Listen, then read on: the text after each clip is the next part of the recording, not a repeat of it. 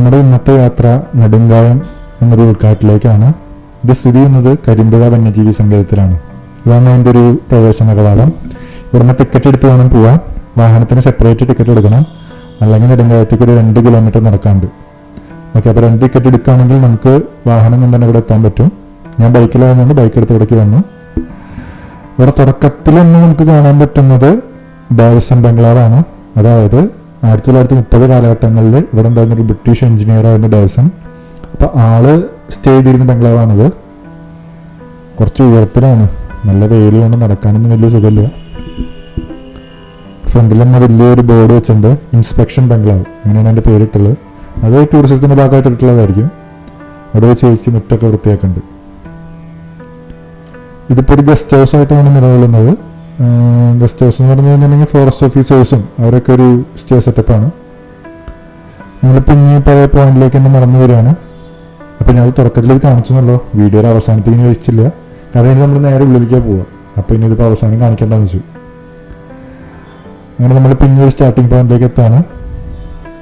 ഇതൊക്കെ ബ്രിട്ടീഷുകാരൊരു തേക്കിൻ്റെ ഒരു പെരുമ അവർ മനസ്സിലാക്കിയിട്ട് ഒരു കാലത്ത് തേക്കിന് ക്ഷാമം നേരിട്ടപ്പോൾ അവരൊരു പ്ലാനിൽ വന്നതാണ് ഈ തേക്കിൻ്റെ പ്ലാന്റേഷൻ പരിപാടിയൊക്കെ.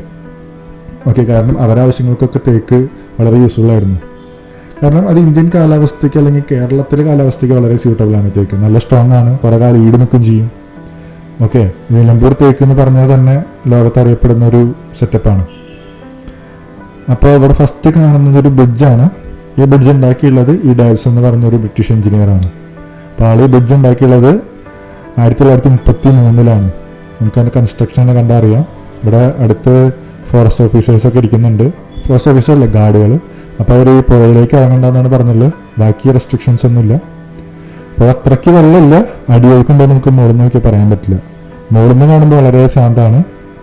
പിന്നെ ബ്രിഡ്ജിന് ഇതിൻ്റെ എഡ്ജിലൊക്കെ കാലപ്പഴക്കം കൊണ്ടോന്ന് അറിയില്ല, എന്നാലും നമുക്കൊരു ബ്രിട്ടീഷ് എഞ്ചിനീയറിങ്ങിൻ്റെ ഒരു സ്ട്രെങ്ത് നമുക്ക് നടക്കുമ്പോൾ തന്നെ ഫീൽ ചെയ്യും.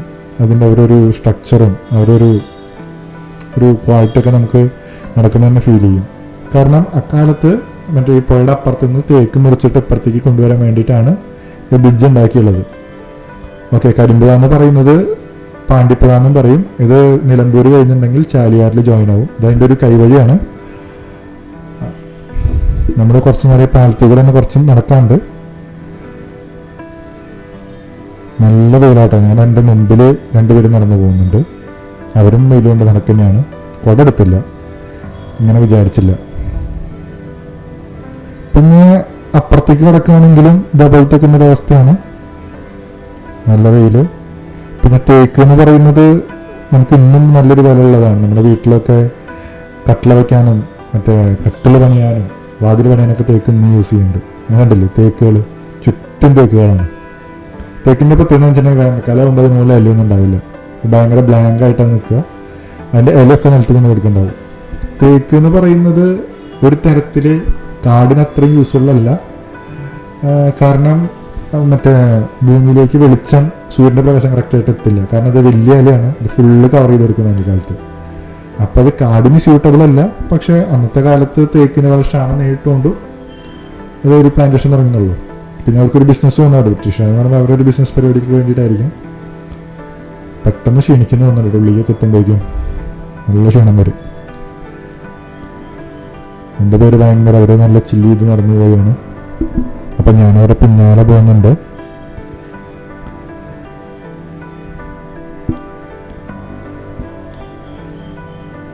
ഇവിടെ നിന്ന് നിലമ്പൂർക്ക് വരുന്ന ഏകദേശം ഒരു 13 കിലോമീറ്റർ ഉണ്ട് കേട്ടോ, നിലമ്പൂരിൽ നിന്ന് വരികയാണെങ്കിൽ. പിന്നെ കരുളായി എന്ന് പറഞ്ഞ സ്ഥലത്ത് നിന്ന് ഏകദേശം 6 കിലോമീറ്ററാണ്. അവിടെ നിന്ന് വരുമ്പോൾ ചെറുപുഴ എന്ന് പറഞ്ഞൊരു പാലം ക്രോസ് ചെയ്ത് വരികയാണെങ്കിൽ ഈ കരിമ്പുഴ നാഷണൽ പാർക്കിൻ്റെ കരിമ്പുഴ വന്യജീവി സംഘത്തിൻ്റെ ഫ്രണ്ടിലെത്താം. അവിടെ നിന്ന് 2 കിലോമീറ്റർ പിഞ്ഞ് സഞ്ചരിച്ചിട്ട് വേണം ഈ നെടുങ്കായത്തെത്താൻ. പിന്നെ ES ഡേവിസനെ കുറിച്ച് നേരത്തെ പറഞ്ഞു. ആള് ഇവിടുത്തെ എഞ്ചിനീയർ ആയിരുന്നു. അപ്പോൾ ആള് ഈ കരിമ്പുഴയിൽ തന്നെയാണ് മുങ്ങിയിട്ട് മരിക്കുകയാണ് ഉണ്ടായത്. അത് 1938 ആള് ജസ്റ്റ് ഒരു സ്വിമ്മിങ് പരിപാടിക്ക് വേണ്ടി ഇറങ്ങിയതാണ്. പക്ഷെ അവിടെ തന്നെ മുങ്ങി മരിക്കാനുണ്ടായത്. ആൾ ഒന്നാളുടെ പേരിലാണ് ആ ബംഗ്ലാവും ആ ബ്രിഡ്ജൊക്കെ എപ്പോഴും നിലകൊള്ളുന്നത്. നല്ല നടന്ന് ബൈക്കൊക്കെ അവിടെ നിന്ന് വരുന്നുണ്ട്. അവിടെ കുറച്ച് ഒരു സെറ്റിൽമെന്റ് ഉണ്ട്. ട്രൈബൽ സെറ്റിൽമെന്റ് എന്ന് പറയാൻ പറ്റില്ല, നമുക്ക് കാണുമ്പോൾ ട്രൈബൽ സെറ്റിൽമെന്റ് എന്നായിട്ട് തോന്നുന്നില്ല. നമ്മളോട് പോയി നോക്കാം, അത് കൃത്യമായിട്ട് മനസ്സിലാവും. അധികം ആൾക്കാരൊന്നും ഇല്ല, മൊത്തത്തിലൊരു ബ്ലാങ്ക് ആയിട്ടുള്ളൊരു ഏരിയ ആണ്. ബ്ലാങ്ക് എന്ന് ഉദ്ദേശിച്ചത് മനുഷ്യന്മാരുടെ കേസിൽ മരങ്ങളും സെറ്റപ്പൊക്കെ ഉണ്ട്.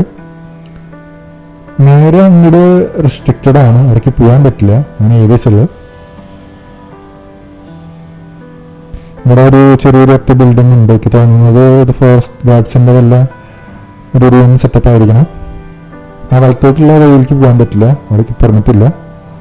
നേരെ കാണുന്നതാണ് ഡാവ്സൺ ടോംബ്, അതായത് ഈ പറഞ്ഞ ബ്രിട്ടീഷ് എഞ്ചിനീയർ അടക്കം ചെയ്തിട്ടുള്ളത് ഇവിടെയാണ്.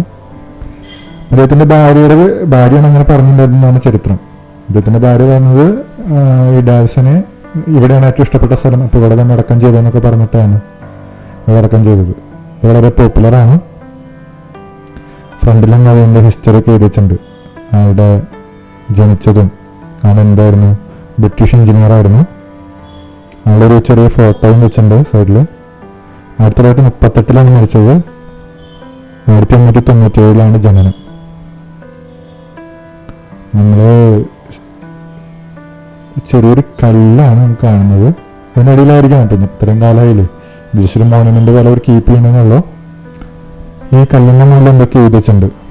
ജസ്റ്റ് ഒരു കോൺക്രീറ്റ് ചെയ്ത് ചെറിയ കട്ടയൊക്കെ വിരിച്ച് ചുറ്റും ഒരു അപ്പീലിംഗ് ആയിട്ട് നിലനിർത്തിയുള്ളത്. പുറത്തുനിന്ന് നോക്കുമ്പോൾ എന്തോ ഒരു സ്പെഷ്യൽ സാധനം ഇവിടെ ഉണ്ടെന്ന് തോന്നുള്ളൂ. അവിടെ വന്നു കഴിഞ്ഞിട്ടുണ്ടെങ്കിൽ ജസ്റ്റ് ഈ ഒരു നല്ലൊരു സൗകര്യം മാത്രമാണ്. ഒരു അട്രാക്റ്റിംഗ് പോയിന്റ് ആണ് ഇവിടുത്തെ. കുറേ എഴുതി കൂട്ടിയിട്ടുണ്ട്. ബേസിക്കലി ഫ്രണ്ടിൽ എഴുതി തന്നെ, അത് വേറെ തരത്തിൽ എഴുതിയിട്ടുണ്ടെന്നുള്ളൂ. അവിടെ ഒരു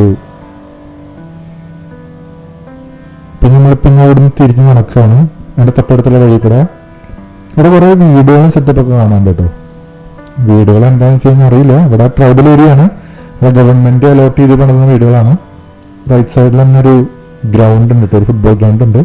നല്ല വെയിലാണ്, പിള്ളേരൊന്നും കളിക്കണമെന്ന് കാണാനില്ല, നല്ല വെയിലാണ്. ഒരു ഫുട്ബോൾ ഗ്രൗണ്ടാണ്, ഫുട്ബോളൊന്നുമില്ല, എല്ലാം കളിക്കാം. അടുത്ത സൈഡിൽ കുറേ വീടുകളും സെറ്റപ്പൊക്കെ ഉണ്ട് ഇവിടെ, കണ്ടില്ലേ, ട്രൈബൽ സെറ്റപ്പ്. ഇവിടെ ഒരു സ്കൂളുണ്ട്, ഉള്ളിലേക്ക് കിടക്കാൻ പോയില്ല, അങ്ങനെ നമുക്ക് നേരെ കാണാൻ പറ്റും. ഒരു ട്രൈബ്സിനുള്ള സ്കൂളാണെന്ന് തോന്നുന്നുണ്ട്, നേരെ കാണാൻ പറ്റും. ഗവൺമെൻറ് ട്രൈബൽ ബദൽ സ്കൂൾ നെടുങ്കായം. അപ്പോൾ അവിടേക്ക് ഉള്ളിലേക്ക് പോയില്ല. പിന്നെ ഇവിടുന്ന് ഇങ്ങനെ നടന്ന് ഇവിടുന്ന് വാഹനങ്ങൾ ഇടയ്ക്ക് വല്ല ബൈക്കൊക്കെ പോകുന്നുണ്ട്. പക്ഷേ ഈ ട്രൈബൽ സെറ്റപ്പിലൊക്കെ ഈ വീടുകളിലൊക്കെ ഓരോ വണ്ടിയൊക്കെ അടിക്കുന്നുണ്ട് കേട്ടോ. അവർ ബൈക്കൊക്കെ യൂസ് ചെയ്യുന്ന ആൾക്കാരാണ്. ഒരു സോളാറിൻ്റെ ലൈറ്റും സെറ്റപ്പൊക്കെ ഉണ്ട് മുകളിൽ തന്നെ. അത്യാവശ്യം നമുക്ക് ട്രൈബൽ ഒരു കോളനി എന്ന് പറയാൻ പറ്റില്ല, എന്നാൽ മോഡേൺ അല്ല. എല്ലാവർക്കും ഒരു 3 സെന്റിലുള്ള ഒരു വീടൊക്കെ സെറ്റ് ചെയ്ത് കൊടുത്തിട്ടുണ്ട്. ഗവൺമെൻറ് പാക്കേജിൽ വരാൻ തോന്നുന്നുണ്ട്. അങ്ങനെ അവിടെ കുറേ വീടുകൾ ഓർഡർ ആയിട്ടിരിക്കുന്നുണ്ട് ഇവിടെ. ഇനി അത്ര ഇനി എന്തെങ്കിലും അവിടെ കാണാനുള്ളതാണെന്ന് അറിയാത്തത്. ഇങ്ങനെ പോയിരുന്നിട്ട് കാര്യമില്ല. എനിക്ക് തോന്നുന്നത് ഇനിയൊരു ആനപ്പന്തിയും കൂടി കാണാണ്ട് നമുക്ക്. അതാണ് ഫ്രണ്ടിൽ അവർ പറഞ്ഞത്, അറ്റത്ത് കാണുന്നത്. അത് കഴിഞ്ഞിട്ട് പിന്നെ ഒന്നും കാണാനില്ല. ഇപ്പം ഞങ്ങളുടെ പ്യുവർ ഫോറസ്റ്റ് ആണ്. ഇതിൻ്റെ അപ്പുറത്തേക്ക് ഒന്നുമില്ല. ഇതിൻ്റെ അപ്പുറത്തേക്ക് പിന്നെ വെസ്റ്റേൺ ഗട്ട്സ് ആണ്. ഈ നെടുങ്കായത്തിൻ്റെ അപ്പുറത്ത് പിന്നെ അങ്ങനെ നേരെ തമിഴ്നാട് വെസ്റ്റേൺ ഗട്ട്സ് അങ്ങനെയാണ് വരുന്നത്.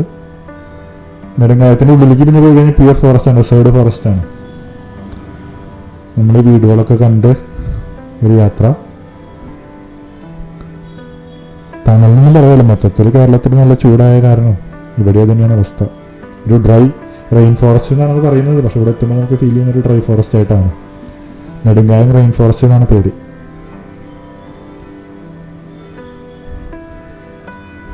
തേക്കുകളും കേട്ടോ, മൊത്തം മരങ്ങളൊക്കെ ഓൾമോസ്റ്റ് നല്ല തേക്ക് കൊണ്ട് ഇങ്ങനെ നിറഞ്ഞിരിക്കുകയാണ്. എൻ്റെ മുന്നിൽ പോകുന്നവർ ഏകദേശം ക്ഷീണിച്ചിട്ടുണ്ടെന്ന് തോന്നുന്നുണ്ട്. ഇവിടെ ഒരു ചെറിയ ബിൽഡിങ്, എനിക്ക് തോന്നുന്നു വായനശാല പോലത്തെ ഒരു ചെറിയ സെറ്റപ്പൊക്കെ ഉണ്ട്. മീൻസ് ഇവിടുത്തെ ആളുകൾക്ക് ഒത്തുകൂടാനുള്ള ഒരു ചെറിയ സെറ്റപ്പൊക്കെ ഉണ്ട്.